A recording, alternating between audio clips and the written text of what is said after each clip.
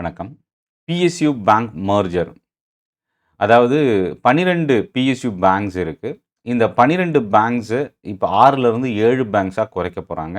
அதாவது க்ளோஸ் பண்ண போறதில்ல. ஒரு பேங்கோட இன்னொரு பேங்க் மெர்ஜ் ஆக போகுது. எந்தெந்த பேங்க் மெர்ஜ் ஆக போகுது? ஆல்ரெடி நீங்க இந்த பேங்க்ஸ்ல இன்வெஸ்ட் பண்ணியிருக்கீங்க, ஷேர்ஸ் ஹோல்ட் பண்ணியிருக்கீங்கன்னா, என்ன மாரி இம்பாக்ட் இருக்க சான்சஸ் இருக்கு? இத பத்தி தான் இந்த வீடியோல பார்க்க போறோம். பட் இது இன்னும் அஃபிஷியலா கவர்ன்மெண்ட் சைட்லருந்து எந்த அனௌன்ஸ்மென்ட்டும் வரல. டிஸ்கஷன் இருக்கிறதா சோஷியல் மீடியால நமக்கு வந்திருக்கிற நியூஸ பொறுத்து தான் நம்ம இந்த வீடியோல டிஸ்கஸ் பண்ண போறோம்.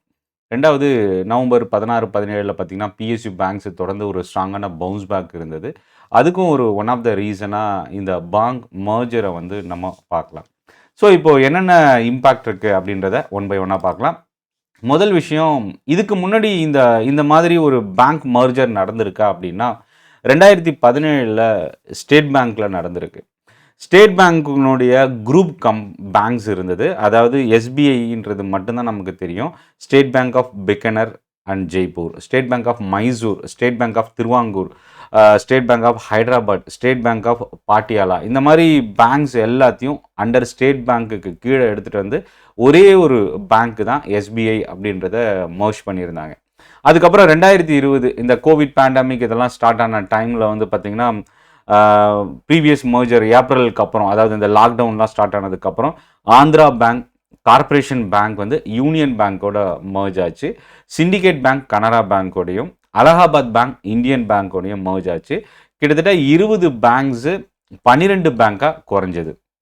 ஸோ, அப்போது இதுக்கு முன்னாடி நடந்த மர்ஜர், இப்போது அடுத்த மர்ஜர் இருக்குன்ற ஒரு நியூஸ் மீடியாவில் வந்து இருக்கிறது. இதெல்லாம் என்ன ரீசன் அப்படின்னா, நிதி தட்டுப்பாடு அந்த பேங்க்ஸுக்கு ஒரு முக்கியமான காரணமாக பார்க்கலாம். நிர்வாகத்தில் இருக்கிற குளறுபடி. ஸோ, அதில் மேபி இது வந்து கவர்மெண்ட் மெஜாரிட்டி ஸ்டேக் ஹோல்ட் பண்ணியிருக்கிறதுனால லாப நோக்கோட இயங்குறது இல்லை அப்படின்றதும் ஒரு ரீசனாக பார்க்கலாம். கவர்மெண்ட்டோட பாலிசிஸு அது பேங்க்கோட ப்ராஃபிட்டை அஃபெக்ட் ஆகிறதுக்கான சான்சஸும் இருக்குது. ஸோ, அதனால தான் பிஎஸ்யூ பேங்க்ஸ் வந்து ப்ரைவேட் செக்டார் பேங்க்ஸ் அளவுக்கு ஒரு அக்ரெசிவான க்ரோத் வந்து நம்ம பார்க்க முடியல. இல்லை, 2வது இப்போது இந்த ஸ்டெப்பு ஆல்ரெடி 2020 எடுத்ததுக்கான ஸ்டெப் அப்படின்னா, பேங்க் வந்து கடுமையான நிதி சிக்கலில் இருந்தது. அதாவது கோவிடுக்கு முன்னாடியே இந்த பிரச்சனை ஆரம்பிச்சிடுச்சு. ஆனால் இதை மர்ஜர் எல்லாம் கம்ப்ளீட் பண்ணி அது இம்ப்ளிமெண்ட் ரோல் அவுட் ஆனது தான் 2020. ஆனால் அதுக்கு முன்னாடியே இந்த பிரச்சனை வந்து நடந்துட்டு இருக்கு. ஸோ, இப்போது அகைன் இப்போ இருக்கிற இந்த 12 பேங்க் வந்து மர்ஜ் ஆகிறதுக்கு நம்ம டொமஸ்டிக் இல்லை இந்த பேங்க், இந்த சின்ன சின்ன பேங்க்ஸில் இருக்கிற பிரச்சனை தான் காரணமா? முதல் விஷயம் என்னென்னா, நம்ம இப்போ குளோபலாக கம்பேர் பண்ணும்போது சைனாவோட பேங்கிங் சிஸ்டம் கிட்டத்தட்ட $4 ட்ரில்லியன் அளவுக்கு இருக்குது. அதுக்கு 7 ட்ரில்லியனுக்கு மேலே. ஜேபி மோர்கனோட அசட்ஸ் ஏயுஎம் மட்டும் பார்த்தீங்கன்னா 4 ட்ரில்லியனுக்கு மேலே இருக்குது. ஆனால் எஸ்பிஐ வந்து நியர்லி 800 மில்லியன் அளவுக்கு தான் அதோட வேல்யூ இருக்குது அப்படின்னு சொல்லலாம், பேலன்ஸ் ஷீட்டை பொறுத்த வரைக்கும். ஸோ, இப்போது ஒரு 140+ crore இருக்கிற இந்தியா மாதிரியான கண்ட்ரீஸில் பேங்கிங் சிஸ்டம் இன்னும் பெரிய அளவுக்கு குளோபலாக காம்படிட்டிவ் பண்ணுற அளவுக்கு இம்ப்ரூவ் ஆகலை.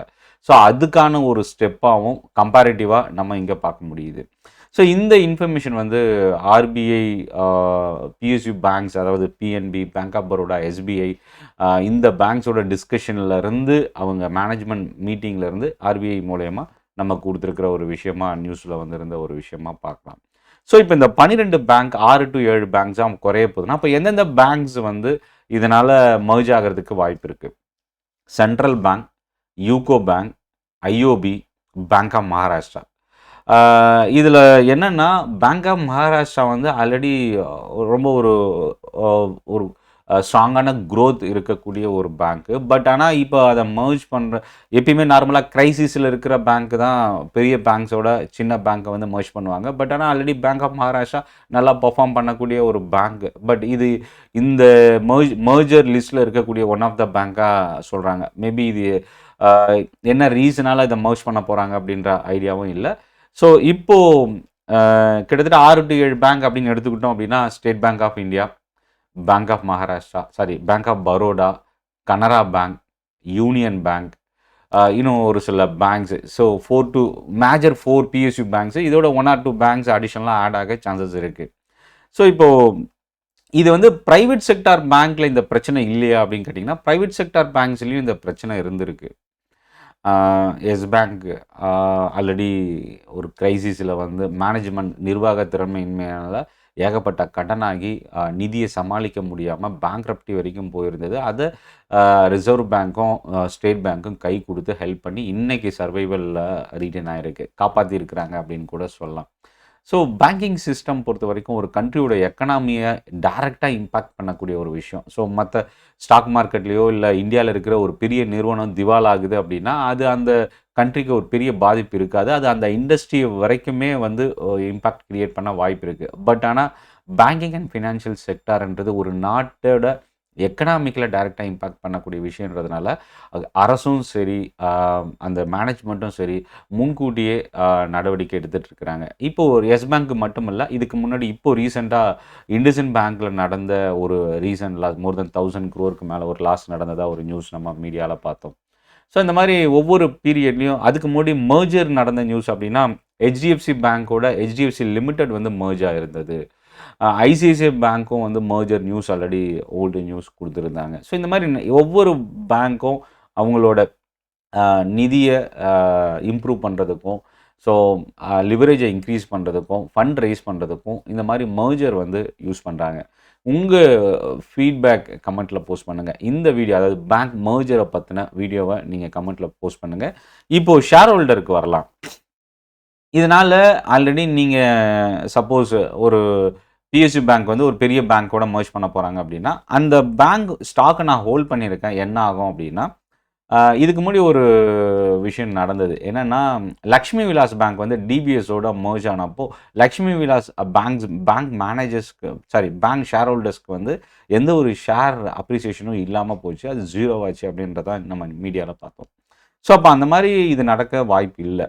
ஏன்னா ஒரு பேங்க்கோட ஷேர் நீங்கள் வச்சுருக்கீங்க, அந்த பேங்க் வந்து இன்னொரு பேங்க்கோட மர்ஜ் ஆகும்போது அந்த ப்ரொப்போர்ஷன் ஷேர்ஸ் வந்து மர்ஜ் ஆகிற அந்த மேஜர் பெரிய பேங்க்கோட ஷேராக உங்களுக்கு கன்வெர்ட் ஆகும். ஸோ அது ஒரு வாய்ப்பு இருக்குது. பட் இது எல்லாமே வந்து நம்ம யூகத்தின் அடிப்படையில் தான் நம்ம பேசிக்கிறோம். பட் இது ஆக்சுவலாக என்ன பண்ண போகிறாங்க, இந்த பாலிசி என்னன்றது அவங்க கவர்மெண்ட்டும் சரி அந்த பேங்க் மேனேஜ்மெண்ட்டும் அனௌன்ஸ் பண்ணால் தான் நமக்கு அதுக்கான டீட்டெயில் இன்ஃபர்மேஷன் தெரிய வரும்.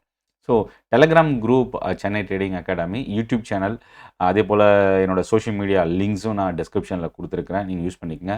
மார்க்கெட் அப்டேட்ஸ், நியூஸ் நீங்கள் எல்லாம் டைம் டு டைம் நீங்கள் ரிசீவ் பண்ணலாம். நன்றி, வணக்கம்.